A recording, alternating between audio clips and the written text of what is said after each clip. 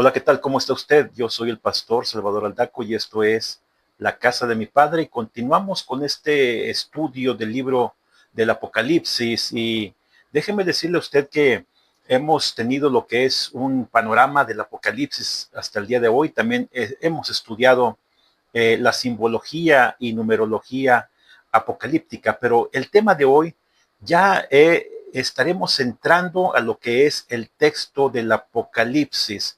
Ya estaremos entrando al estudio capítulo por capítulo y versículo por versículo de este libro tan fascinante que nos habla de la historia del futuro y que nos habla de la historia como si ésta ya hubiera ocurrido, pero son eventos que están por suceder. El tema que hoy estaremos tratando es una introducción al libro del Apocalipsis, es decir, veamos al Apocalipsis como si este fuera un libro publicado por una editorial. Por supuesto que esta es la editorial de la casa de nuestro Dios. Y déjeme decirle a usted que el tema central del libro del Apocalipsis es la persona de Jesucristo. Los primeros 8 versículos son una introducción y tienen el propósito de hacernos una presentación del libro. Además, es una invitación a leerlo. Mire, veamos lo que es el prólogo. El prólogo de este libro del Apocalipsis lo encontramos en los primeros 3 versículos del capítulo número 1. Y dice de esta manera: la revelación de Jesucristo que Dios le dio para manifestar a sus siervos las cosas que deben suceder pronto. La declaró enviándola por medio de su ángel a su siervo Juan, el cual ha dado testimonio de la palabra de Dios, del testimonio de Jesucristo y de todas las cosas que ha visto. Bienaventurado el que lee y los que oyen las palabras de esta profecía y guardan las cosas en ella escritas, porque el tiempo está cerca. Apocalipsis capítulo 1, versículos del 1 al 3. Déjeme decirle a usted que dentro de este prólogo del libro del Apocalipsis podemos entender en primer lugar que es un libro profético, mientras que los libros apócrifos significa que son de origen oscuro o difícil de entender. La palabra Apocalipsis implica el significado de aquello que ha sido revelado. Sin embargo, entendamos también que este es el Apocalipsis de Jesucristo. El propósito principal es que conozcamos a Jesucristo. Por tanto, esta no es una revelación de cosas aterradoras que hay que temer, pues la concepción del Apocalipsis como un libro terrorífico ha surgido de la cinematografía de Hollywood. Y además dice aquí que son las cosas que deben de suceder pronto. La palabra pronto proviene del griego entakei. De ahí se deriva la palabra tacómetro. Los eventos descritos en el libro de Apocalipsis van a ocurrir repentina y súbitamente. No obstante, no es inmediatez en el sentido que nosotros entendemos. Se refiere más bien a que una vez que comiencen a suceder los eventos descritos en el libro del Apocalipsis, todo se va a desencadenar evento tras evento y no va a haber marcha atrás. Además, el Apocalipsis tenemos que es un libro gráfico. Desea transmitir una verdad claramente. Es un libro visible, lleno de imágenes y de cuadros del futuro. Juan no vio palabras escritas en el cielo. Él vio eventos futuros. Y ahora, ¿cómo sucedió esta comunicación? El versículo 1 nos lo dice. El Padre le dio la revelación de las últimas cosas a Jesucristo. Jesucristo le envió por medio de su ángel a su siervo Juan. Y ahora, en tercer lugar, Juan transmite la revelación a cada uno de nosotros por medio de su escrito, el libro del Apocalipsis. En tercer lugar, este es un libro práctico. Recuerde usted que estamos hablando de la introducción, estamos viendo que este es un libro práctico, pero es un libro práctico porque es de aplicación personal. ¿Sabe usted que Satanás detesta el libro de Apocalipsis? Porque este describe claramente, casi capítulo por capítulo, su futura ruina. La suerte ya está echada para él. Es cierto, aún tiene el poder de herir a aquellos que se dejan seducir por su incitación al pecado, Sin embargo, Él es un ser que ya ha sido juzgado. Juan capítulo 16, versículo 11 lo dice. Jesucristo, antes de ser crucificado, Él dijo que el príncipe de este mundo ya había sido juzgado. Fue juzgado, ¿por qué? Porque Cristo, al llevar en la cruz del Calvario nuestros pecados, Jesucristo ahí juzgó al mismo diablo, al incitador al mal, al incitador al pecado, al enemigo de nuestras almas. Ahora, solo falta que la sentencia que pende sobre él sea ejecutada. Él va a ser lanzado al lago de fuego, preparado para él y sus ángeles. Ahora, por eso es que él se esfuerza para confundir a la gente con respecto al significado de palabras como Apocalipsis, Armagedón, el número 666, la bestia, anticristo, porque él sabe que si distrae la atención respecto al significado de estos conceptos, habrá ganado algo de terreno, algo de tiempo entre sus potenciales seguidores.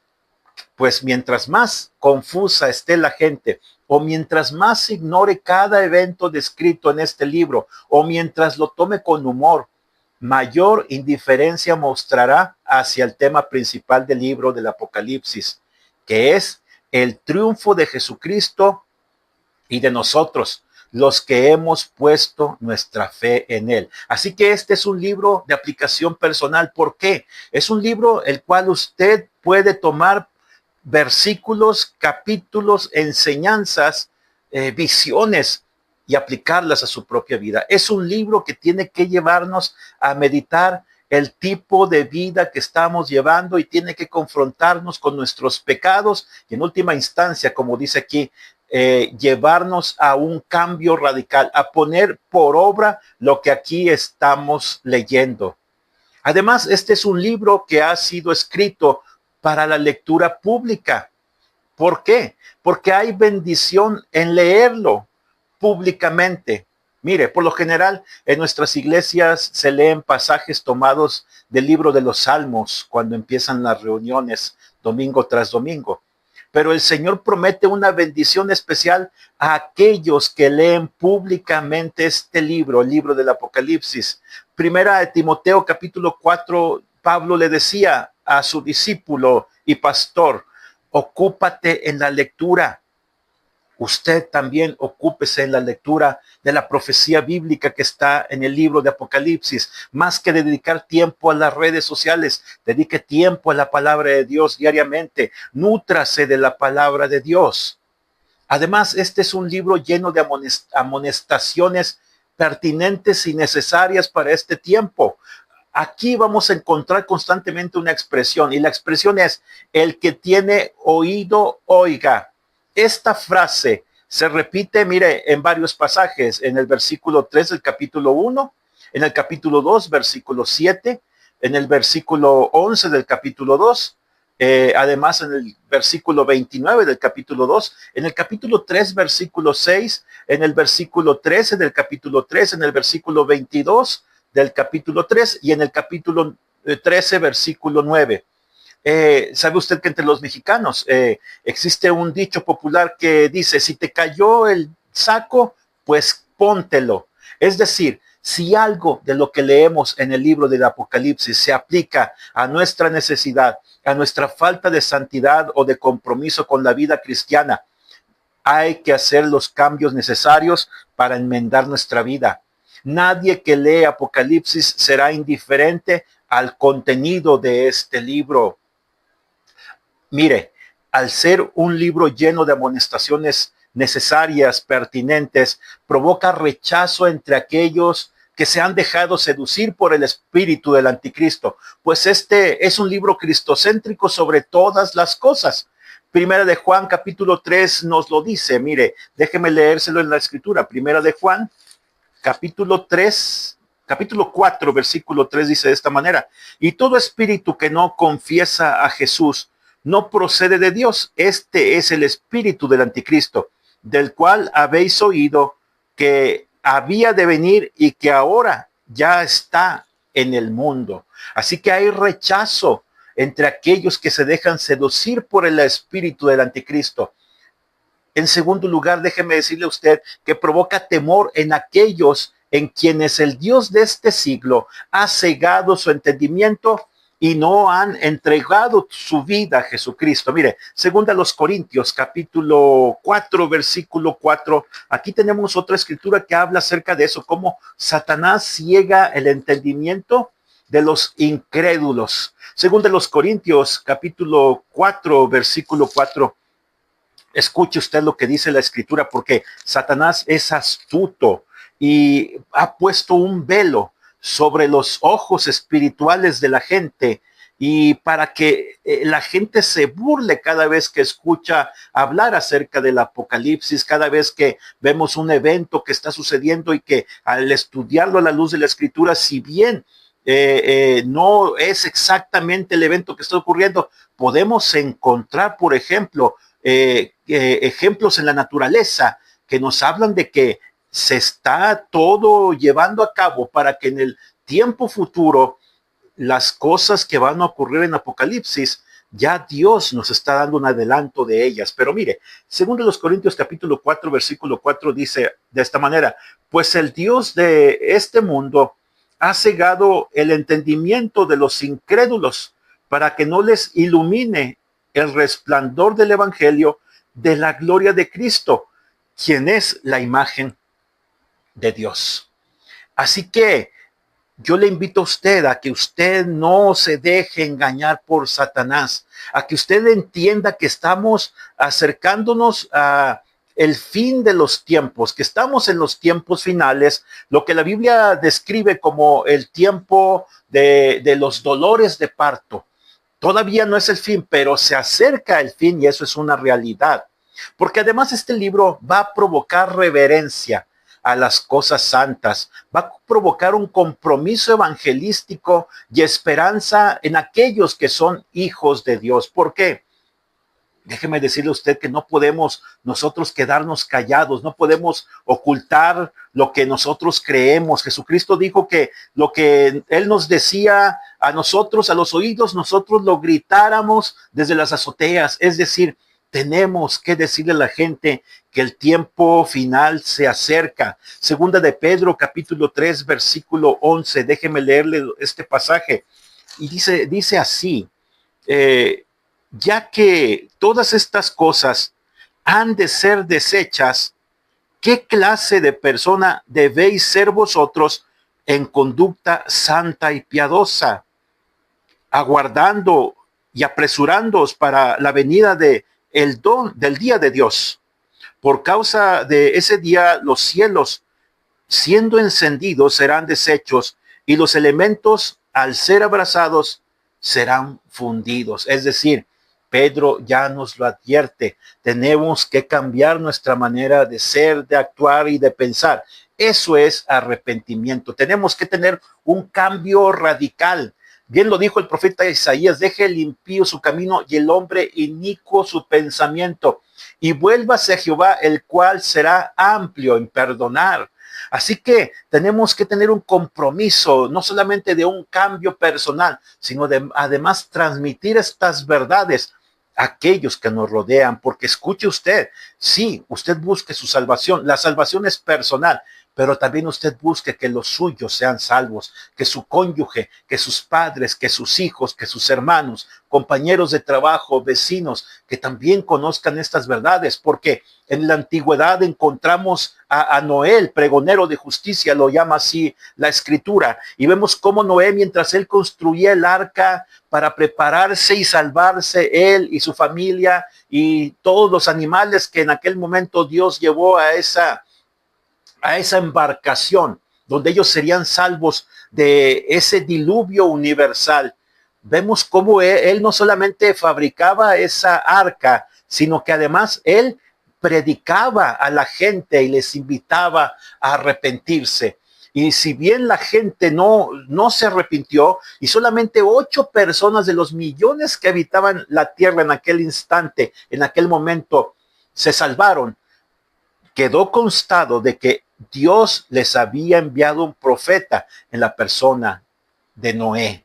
Así que este es un libro que nos tiene que llevar a hacer cambios en nuestra vida. Usted no se puede quedar igual después de escuchar y de ver y de contemplar todo lo que está escrito en el libro del Apocalipsis. Porque, mire, déjeme decirle además que este libro es un libro que genera una expectativa profética. Porque dice aquí en el versículo 3 del capítulo 1 de Apocalipsis, bienaventurado el que lee, los que oyen las palabras de esta profecía y guardan las cosas que en ella están escritas, porque el tiempo está cerca. Cuando dice que el tiempo está cerca, aquí hay una palabra, la palabra tiempo la define en griego una expresión que es kairos. Se refiere al tiempo del fin, es un periodo de tiempo específico dispuesto por Dios, mientras que cronos es el tiempo que pasa, el que usted ve en su reloj, ahí en su celular, el que pasa segundo tras segundo. Kairos es un tiempo dispuesto por Dios para el futuro. Y mire, Apocalipsis 22:10 nos da un vistazo de esto, porque aquí Juan nos lo dice.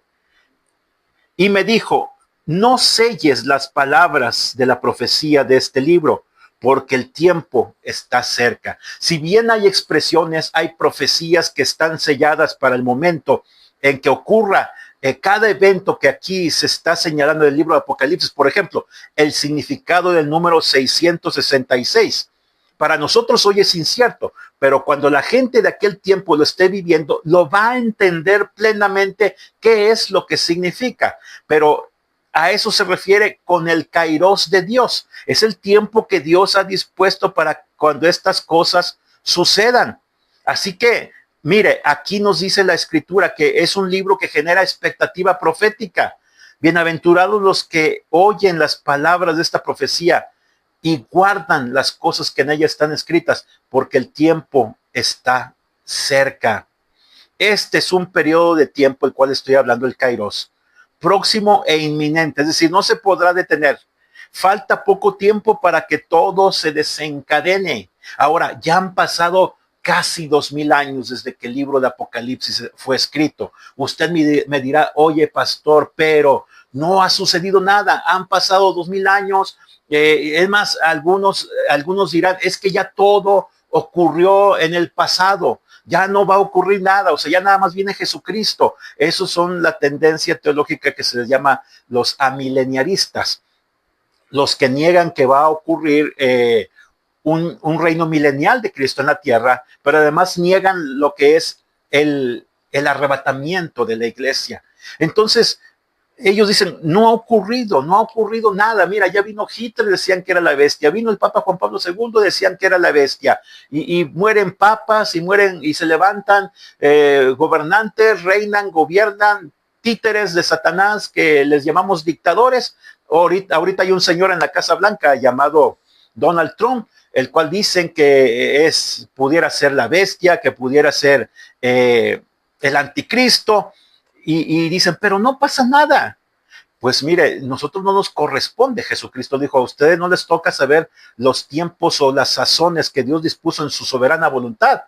Pero nosotros tenemos que entender que estamos en los últimos tiempos solamente porque Jesucristo lo dijo, sí, pero además porque los hechos históricos nos lo están demostrando. Mire, ocurren enjambres, ya no solamente ocurren terremotos, ocurren enjambres de terremotos, es decir, terremoto tras terremoto, réplica tras réplica. Cada vez los terremotos duran más, pero además cada vez son más intensos. Se dice que en cualquier momento pudiera estallar en Yellowstone. Lo que hay ahí es un supervolcán que estalla casi cada 640,000 años, y que hace 640,000 años fue la última erupción de ese volcán, y que ese volcán sería capaz de destruir prácticamente la mitad de Estados Unidos, además de que con las cenizas que se elevarían al ambiente, sería capaz de que durante 4, 5, 10 años afectaría a la agricultura. ¿Por qué? Porque el cielo se cubriría de cenizas, la luz del sol no llegaría plenamente a la tierra. Esto afectaría la fotosíntesis, afectaría los cultivos de sorgo, de trigo, de diferentes frutas. Obviamente los animalitos no tendrían para comer, los seres humanos no podríamos comer animales porque esos morirían de hambre, y vendría un caos, vendría una hambruna sobre la tierra. Así que déjeme decirle a usted que aunque es cierto, han pasado casi 2000 años y Jesucristo aún no viene por su iglesia en el evento del arrebatamiento, las cosas se están sucediendo y nos están anunciando, como lo dijo Jesucristo en Mateo capítulo 24, que huiríamos de guerras, rumores de guerras, terremotos, hambrunas, oiríamos también de pestes. Mire, hace 5 años tuvimos una peste precisamente en la forma de una plaga o una pandemia, aunque otros le llaman que fue una plandemia, es decir, un plan ejecutado por las élites de este mundo para gobernar y sojuzgar a la tierra y hacer un breve ensayo de lo que vendría a ser a través de la imposición de una marca para que entonces de esa manera controlarnos y de esa manera hacer lo que ellos quieren que hagamos. Entonces, déjeme decirle a usted que hay un tiempo que se está acercando, es un tiempo inminente, es el Kairos de Dios y falta poco para que los eventos de Apocalipsis se desencadenen. Por eso es necesario estudiar este libro hoy más que nunca. Ahora, déjeme decirle a usted varias señales. El evangelio ya ha sido predicado en todos los rincones de la tierra a través de múltiples medios de comunicación, televisión satelital, radio de onda corta, internet, traducciones bíblicas y misioneros que han llegado a los lugares más lejanos de la tierra. Otra señal es que Israel volvió a Palestina, aunque no volvió a la fe, aunque no ha vuelto a Dios, aunque son un pueblo rebelde. El 14 de mayo de 1948 se constituyeron como un estado libre y soberano, cumpliéndose así la profecía de Ezequiel capítulo 38 referente al valle de los huesos secos. Son como un cuerpo sin vida, es decir, tienen un gobierno, tienen un ejército, tienen una población, tienen un estado, tienen un territorio, pero les falta lo más importante, que es el Espíritu Santo. Y mientras ellos no se vuelvan a Jesucristo, ellos no podrán ser salvos. Por eso es que mucha gente tiene conflicto el día de hoy con todos los eventos que vemos en Palestina, como Israel a partir de, ¿cuándo fue? El 7 de octubre del año 2023, fue atacada por Hamas, aquel ejército terrorista o grupo terrorista más bien de Palestina, y entonces se vino una respuesta excesiva en lo que Israel ha hecho al destruir Gaza prácticamente, al asesinar a miles de niños,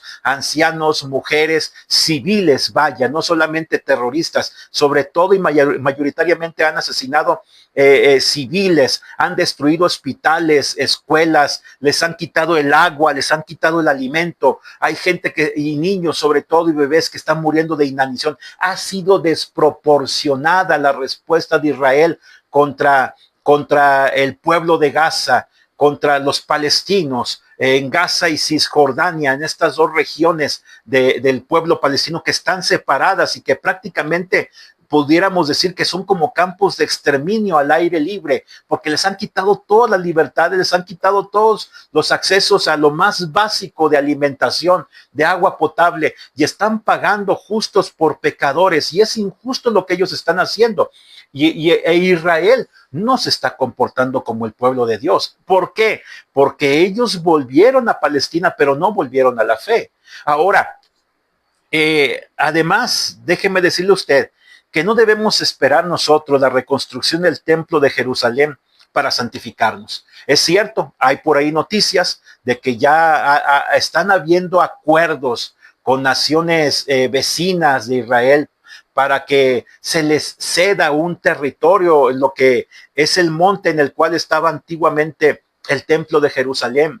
Y se están llegando a acuerdos para que se llegue a construir. Hablan de que la vaca roja ya está lista, que el sumo sacerdote ya está listo también, que las vestiduras sacerdotales ya están listas.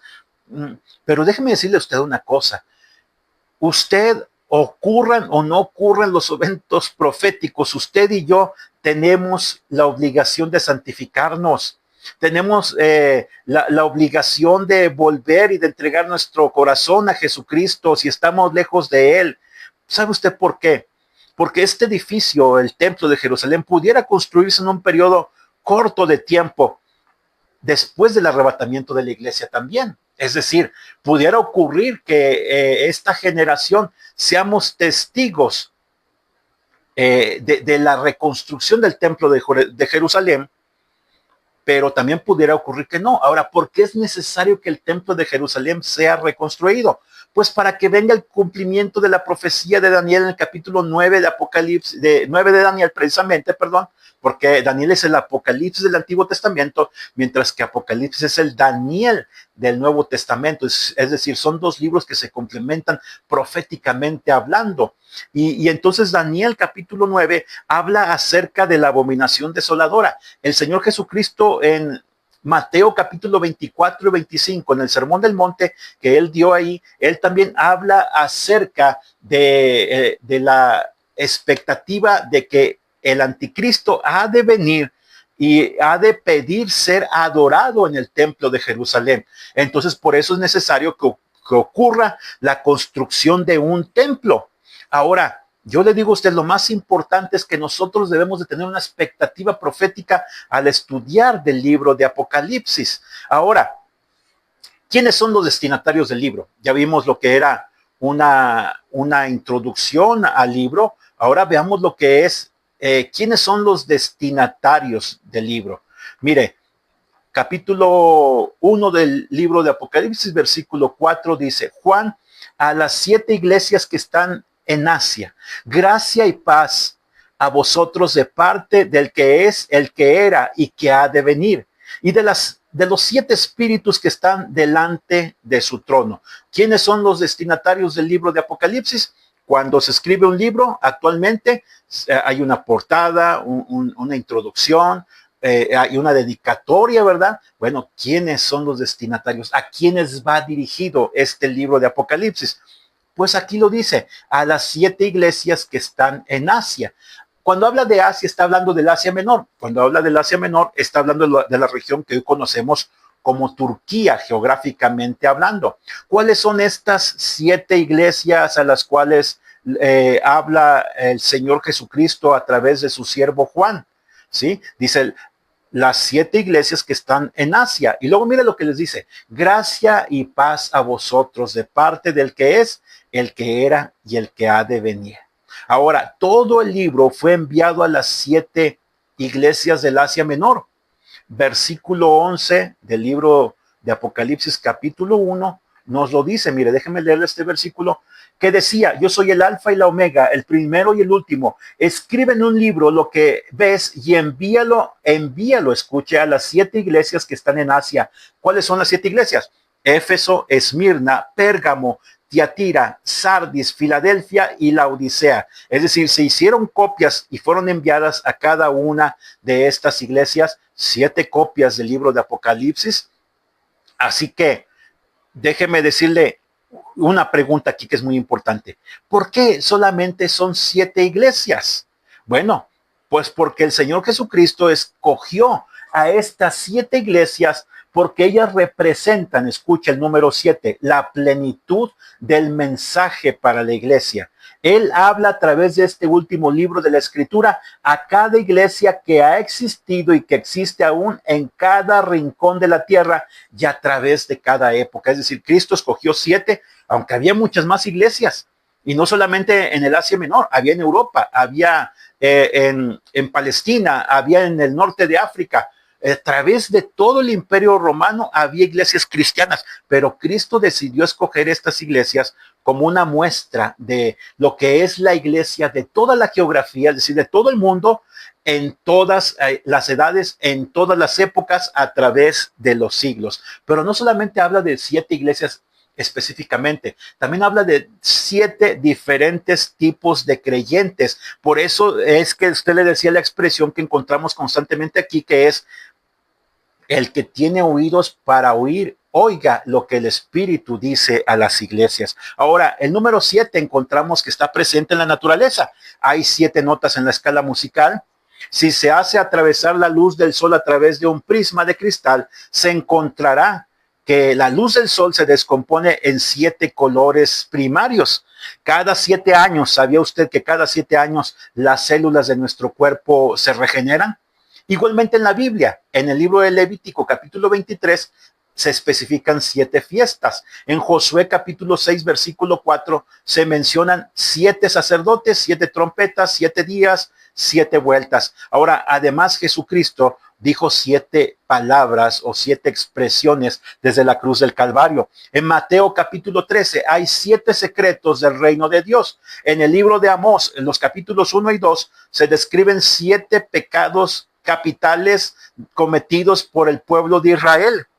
Y cuando hablo de capitales se refiere a la gravedad de los pecados que cometía esta nación. Ahora, el apóstol Juan conocía a estas 7 iglesias a las que escribió el mensaje enviado por Dios. Estamos hablando del año 95 después de Cristo, y él estaba preso en la isla de Patmos. Ahora, ¿quiénes son los publicadores? Los publicadores, siempre hay una casa editorial.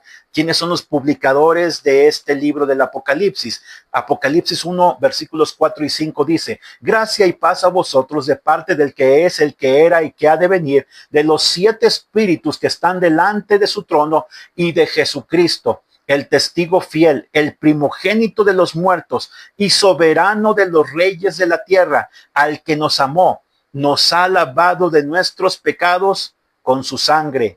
Apocalipsis 1, versículos 4 y 5. ¿Quiénes son los publicadores de esta obra? El Padre, el Hijo y el Espíritu Santo son los autores de este libro. Y aquí están descritos en estos versículos que hemos leído. Mire, Dios el Padre es, el que era y que ha de venir. El eterno presente, Él es el creador, la fuerza motriz de la historia. Él es el Padre celestial. Éxodo capítulo 3, versículos 13 al 14. Ahora, ¿quién más es publicador de esta obra? El Espíritu Santo. Dice aquí, los 7 espíritus. Esto habla de la plenitud del Espíritu Santo. Habla del poder y de la diversidad del Espíritu Santo. En Isaías capítulo 11, versículo 2, se mencionan todas las características variadas del Espíritu Santo. Dice aquí en Isaías 11:2, el Espíritu de Jehová, el Espíritu de sabiduría, Espíritu de inteligencia, Espíritu de consejo, Espíritu de poder, Espíritu de conocimiento y de temor de Jehová. Estos son los 7 espíritus, y no significa literalmente que sean 7, sino que habla nuevamente, le digo a usted, la plenitud de todo lo que contiene para nosotros el Espíritu Santo, de todo lo que pone a nuestra disposición el Espíritu Santo cuando nosotros recibimos a Jesucristo como nuestro único, suficiente y personal Salvador. Recibimos el Espíritu de Jehová, recibimos sabiduría, recibimos inteligencia, y estoy hablando de cosas espirituales. Recibimos consejo, recibimos poder, recibimos conocimiento y recibimos temor de nuestro Dios Jehová. Ahora, otro publicador, el tercer publicador, es Dios el Hijo. Jesucristo es el Hijo de Dios, es el Verbo encarnado, el Señor, el que resucitó de entre los muertos. Este libro, lo he dicho, es la revelación de Jesucristo. En este pasaje se le menciona separado del Padre y lo distinguen 3 títulos que se aplican a él. Se dice de él que es el testigo fiel. Dice aquí, ¿qué es un testigo? Es un mártir, y es aquella persona que testifica de la verdad y está dispuesta a morir por ella. Jesucristo testificó de la verdad y murió por la verdad. Ahora, Juan capítulo 18, 37, Jesucristo dijo: yo para esto he nacido y para esto he venido al mundo, para dar testimonio de la verdad. Todo aquel que es de la verdad oye mi voz. Así que, mire, si usted tiene la intención, tiene la humildad de reconocer que necesita de la revelación divina para entender el libro de Apocalipsis, Dios se le va a revelar. Usted lo va a entender. Usted no va a batallar. Porque dice aquí, todo aquel que es de la verdad, oye mi voz. Así que esta palabra es para todo aquel que quiere escucharla, porque Él lo dijo: el que es de la verdad, el que busca la verdad, el que ama la verdad, va a escuchar la voz de Jesucristo. Jesucristo fue fiel a su misión, y Él es fiel para con nosotros en la vida y en la muerte, porque en Él está toda la plenitud de la deidad y la fuerza para salvarnos. En el libro de Ruth, mire, encontramos a un tipo de Cristo, voz, Ruth 2:20. El nombre de Boaz, este hombre, significa la fuerza está en él. Mientras que Ruth es un tipo de la humanidad necesitada de un pariente redentor. Y como Boaz redimió a Ruth en el Antiguo Testamento, Cristo nos redimió a nosotros con su sangre y nos hizo su iglesia. Nosotros estábamos perdidos, estábamos sin esperanza, muchos en la idolatría, otros en el desenfreno sexual, otros con pensamientos suicidas. Y así como esta mujer Ruth regresó de los campos de Moab, regresó destrozada, regresó hambrienta, regresó viuda, sin propiedades, completamente pobre, derrotada física, material, espiritualmente. Muchos de nosotros nos encontramos así y necesitamos a Jesucristo que sea nuestro pariente redentor, que Él sea nuestro pariente redentor, que Cristo, el que tiene la fuerza en sí mismo, sea el que nos libere del pecado, de la enfermedad, de la muerte espiritual. Ahora, encontramos también que Jesucristo, otro título que se le muestra aquí, es que Él es el primogénito de los muertos, porque Él volvió de la tumba. Juan 10, versículos 17 al 18. Mire, déjeme leo este pasaje porque es un pasaje tan hermoso. Juan 10, 17 al 18. Mire la expresión de Jesucristo. Y por esto me ama el Padre, porque yo pongo mi vida para volverla a tomar. Esto habla de que Él iba a morir y Él iba a resucitar. Nadie me la quita, sino que yo la pongo de mí mismo. Tengo poder para ponerla y tengo poder para volverla a tomar. Este mandamiento recibí de mi Padre. Mire, Jesucristo es el primogénito de los muertos en este sentido, porque Él volvió de la tumba por sí mismo. Aunque en el Antiguo Testamento encontramos eventos en los cuales hay personas que son resucitadas por profetas, pero Jesucristo fue el único que se resucitó a sí mismo, fue el único que además resucitó a otros y que tiene poder para resucitarle a usted y resucitarme a mí. Por eso es que Él tiene la preeminencia sobre todas las cosas. Colosenses 1:18 lo dice. Él mató a la muerte. Oseas 13:14 lo dice. Él es las primicias de los que han muerto. Primero los Corintios 15:20.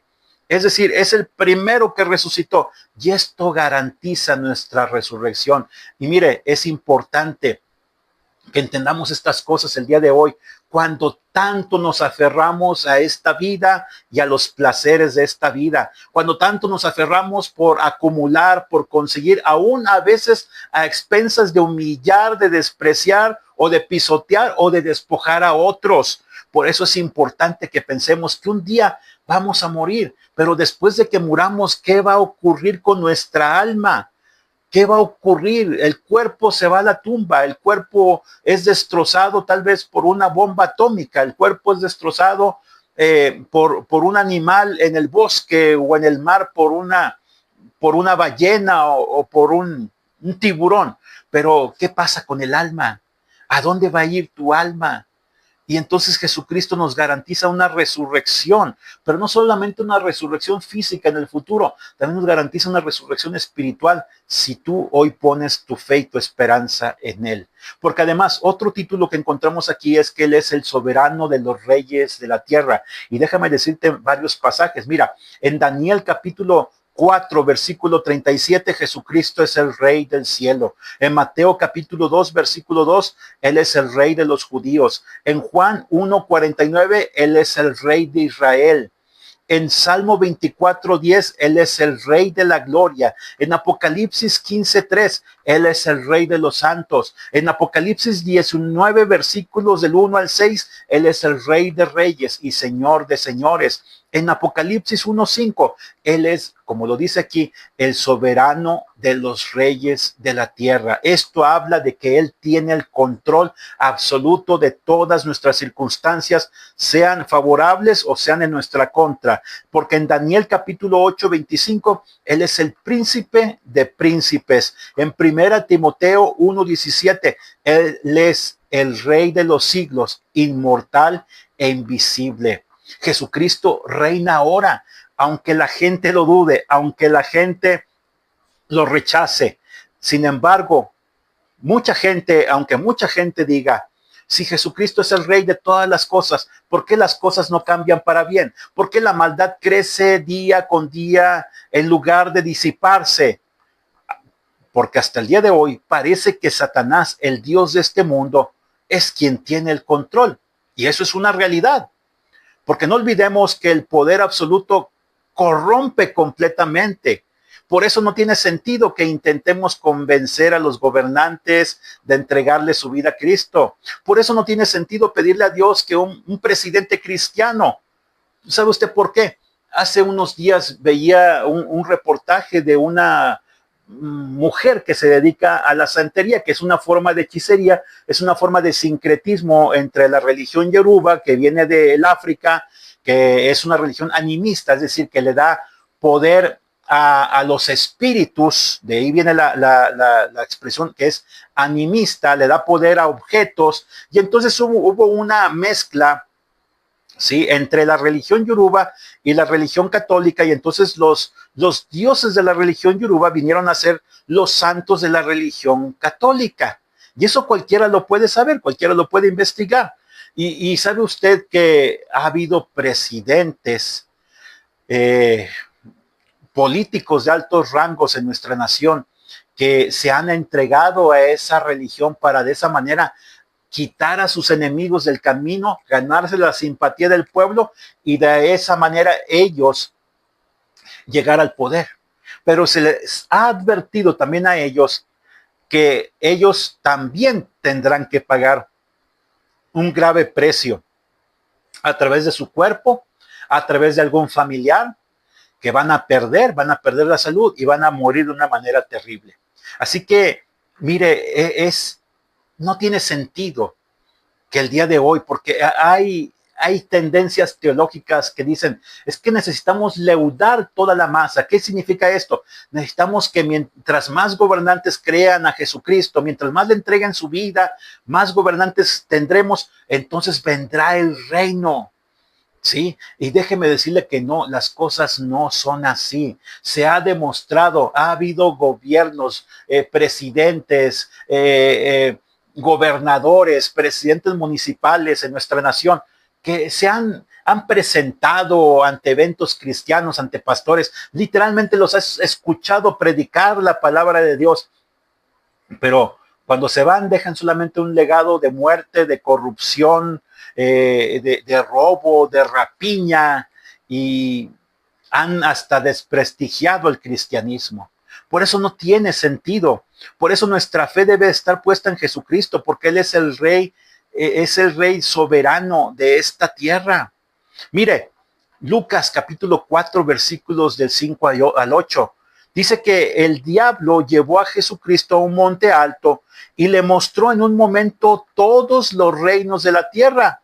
Dice que lo llevó a un monte alto y le dijo el diablo, a ti te daré todo el poder de estos reinos y la gloria de ellos, porque a mí me ha sido entregada y a quien yo quiero yo la doy. Si tú postrado me adoras, todas serán tuyos. Fíjate, y Jesucristo no le dijo que no, Satanás, cuando Adán y Eva pecaron en el huerto del Edén, ese poder que ellos tenían de ser los gobernantes de la tierra, se lo cedieron a Satanás.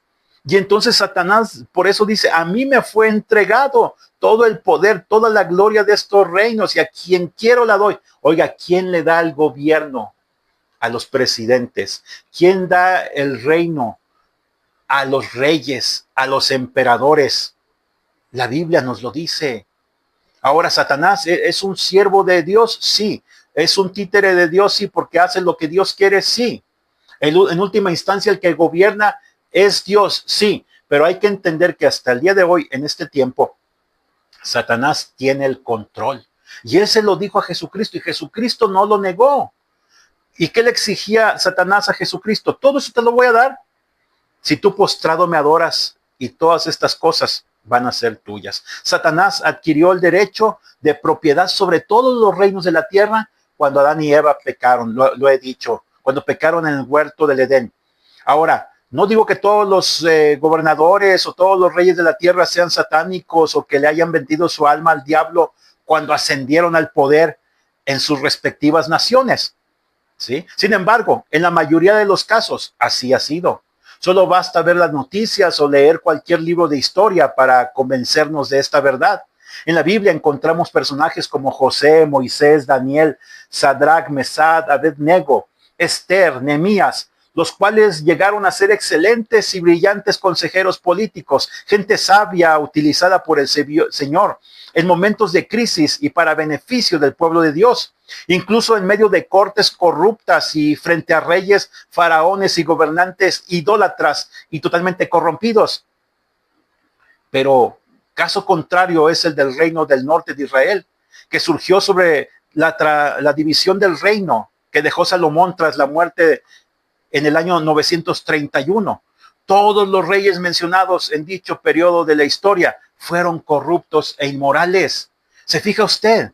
Una cosa es ser rey y otra cosa es ser consejero de un rey. Hubo consejeros excelentes guiados por Dios, ya los he mencionado, pero vemos que el reino de Israel cuando se dividió, todos los reyes del lo que conocemos el reino del norte de Israel, todos eran corruptos. Los hombres y mujeres de Dios puestos en altos cargos de honor dieron testimonio de honestidad, lealtad, fidelidad a los valores adquiridos como ciudadanos del reino de Dios. Pese a su cercanía e influencia con los altos círculos de poder, nunca se corrompieron, pero tampoco llegaron al pináculo del gobierno que servían. Entendámoslo. No se nos prohíbe participar en política como cristianos, ni se nos prohíbe votar. Al contrario, se nos invita a orar por nuestros gobernantes. Primera de Timoteo, capítulo 2, versículos del 1 al 3. Someternos a ellos. Tito, capítulo 3, versículo 1. Romanos 13, versículos 2 y 3. Y mire, cuando Pablo escribió la carta a los romanos, Roma era un imperio tiránico, era un imperio donde se exigía que la gente literalmente adorara al emperador romano. Y aún así, Pablo insta al pueblo cristiano a orar por las autoridades, a orar por los gobernantes, por el emperador. ¿Sí? Yo, en lo personal, he de decirle a usted que no debemos aspirar a formar un partido político cristiano o tener un presidente cristiano, porque lamentablemente en un alto porcentaje esos personajes que se han inmiscuido en puestos han terminado con sus carreras completamente llenas de corrupción, manchando su testimonio y afectando al pueblo de Cristo, más que construyendo o consolidando el bienestar de la nación. Ahora, Cristo no pretende cambiar a los reyes, porque de ser así, para empezar, ellos no lo habrían crucificado. Primera los Corintios 2:8 lo dice. Ahora, Jesucristo afirma que todo el poder y la autoridad es suya. Juan capítulo 19, versículos 10 al 11. Ahora, en México hay una ley que no está escrita, pero que todos conocemos. Y usted, déjeme recordarle, el año de Hidalgo.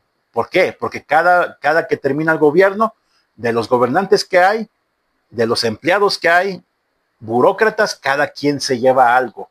Esta ley implica que todos aquellos que sirven o dirigen en una dependencia pública se toman la atribución de tomar para sí alguna propiedad, maquinaria, instrumento, vehículo, o quienes tienen acceso a algún recurso económico de la noche a la mañana se vuelven ricos. Así que este año de Hidalgo no hace referencia al padre de la patria, sino a la costumbre de que en su último año de servicio cada quien se va a llevar algo. Ahora, parece que el día de hoy, la violencia, la corrupción y la maldad, en todas sus diferentes formas de expresión, nos indican que Satanás tiene la última palabra. Pero a pesar de todo este panorama sombrío, las cosas no son como parecen. Dios tiene el control y no el mundo. Cristo reina y no Satanás, pues el poder de Dios es poder de Dios verdadero, con apariencia de debilidad, mientras que el poder satánico es poder inútil, vestido de apariencia, potencia y potencia. Esta es la enseñanza de Apocalipsis. Dios tiene el control absoluto, porque lo insensato de Dios es más sabio que los hombres y lo débil de Dios es más fuerte que los hombres. Primera los Corintios capítulo 1 versículo 26. Ahora, la dedicatoria. ¿A quién está dedicado el libro de Apocalipsis? Dice aquí, Apocalipsis 1 versículos 5 y 6. Al que nos ama, al que nos ha lavado de nuestros pecados con su sangre y nos hizo reyes y sacerdotes para Dios su Padre. ¿Quién es el que nos ama? El que nos amó, más bien, porque es un auristo. El que nos amó, Jeremías 31:3, con amor eterno te he amado, dice el Señor, y por tanto te prolongué mi misericordia. Nunca olvidemos que el que nos ama es Dios, Jesucristo, que su amor no cambia con el tiempo, que no se agota su intensidad, que jamás decae. Lamentaciones 3:22 dice que jamás disminuyeron sus misericordias. Nada nos puede separar del amor de Jesucristo. A Él está dedicado el libro de Apocalipsis, porque dice además que nos lavó ¿de qué? De nuestros pecados con su sangre. Salmo 113, versículo 7. Ahora, con su sangre y su palabra. Juan capítulo 15, versículo 3. Déjeme leerle este pasaje, que dice de esta manera: ya vosotros estáis limpios por la palabra que os he hablado. Nos ha limpiado con su palabra, nos ha lavado con su sangre, pero además Él nos hizo reyes y sacerdotes. Salmo 113, versículo 8. Si somos reyes y sacerdotes, comprados con la sangre de Cristo, sí, lo somos, pero también somos sus siervos y testigos de las verdades del Evangelio. Nos hizo reyes y sacerdotes. Si usted pone su confianza en Jesucristo, usted es un rey, usted es una reina, pero no para que sea un déspota, es para que sirva a su prójimo. Si usted ha puesto su confianza en Jesucristo, usted es un sacerdote. ¿Qué es lo que hace el sacerdote? Representa a Dios ante los hombres y representa a los hombres ante Dios. Esa es la función de un sacerdote. ¿Y cómo representamos nosotros a Dios ante los hombres? Predicando el Evangelio, pero además dando testimonio con nuestra vida del cambio que Dios ha hecho en nosotros. Ahora, ¿cuál es la revelación del Rey? Versículo 7 y 8 del capítulo 1 de Apocalipsis. He aquí que vienen las nubes, todo ojo le verá, y los que lo traspasaron, y todos los linajes de la tierra se lamentarán por causa de él. Sí, amén. Y luego aquí entra la voz de Jesucristo. Yo soy el alfa y la omega, el principio y el fin, dice el Señor, el que es y que era y que ha de venir, el todopoderoso. Ahora, ¿quién va a venir? Jesucristo. Este es un resumen general del contenido del libro. Tenemos aquí la presentación del rey en el versículo 7. Él es el triunfador. Filipenses capítulo 2, versículos del 9 al 10 nos lo dice. Dice aquí que Él viene. La palabra venir o venida habla acerca de la parusia. Es una referencia a la segunda venida de Jesucristo y tiene un efecto. ¿Cuál es el efecto? Que viene a poner orden, cambia todas las cosas. Cristo viene a poner orden a un mundo lleno de conflictos y a reclamar su reino precisamente donde fue rechazado y despreciado. En su segunda venida, Él no viene a pedir parecer a la humanidad para reinar sobre ellos. Él no viene a instituir una democracia, Él viene a instituir un reino.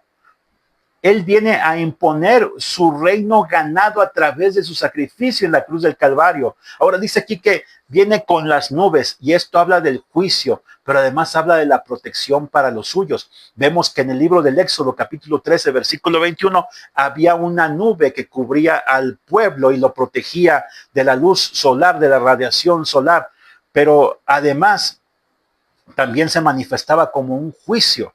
Además, habla de majestad. Éxodo capítulo 19, versículo 16. Segunda de Crónicas capítulo 7, versículo 2. Isaías 6, 4. Vemos ahí la majestad de Jesucristo. Además, en el Nuevo Testamento, en Mateo 17, 5. Hechos 1, 9. Mire, vamos a Hechos capítulo 1, versículo 9, para ver este pasaje cuando habla de las nubes, ¿verdad? Dice Hechos 1, 9 de esta manera.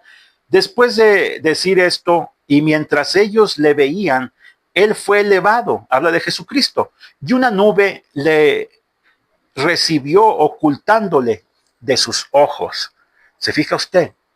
Jesucristo dice que viene en las nubes. Se fue en las nubes y viene en las nubes. Esto habla de protección, pero también habla de juicio. Ahora, también tenemos aquí el programa del rey. Dice que aquí los que le traspasaron y todos los linajes de la tierra van a hacer lamentación por él. Dice que todo ojo le verá. La segunda venida de Cristo es un evento público, no tiene nada que ver con satélites y transmisiones televisivas. Sin embargo, todo ojo le va a ver. ¿Cómo va a ser posible esto? Mire, la segunda venida de Cristo es diferente al arrebatamiento, porque el rapto es un evento solamente visible para la iglesia. Cristo viene como ladrón en la noche, aunque sus efectos, los efectos del arrebatamiento, van a ser perceptibles para todo el mundo.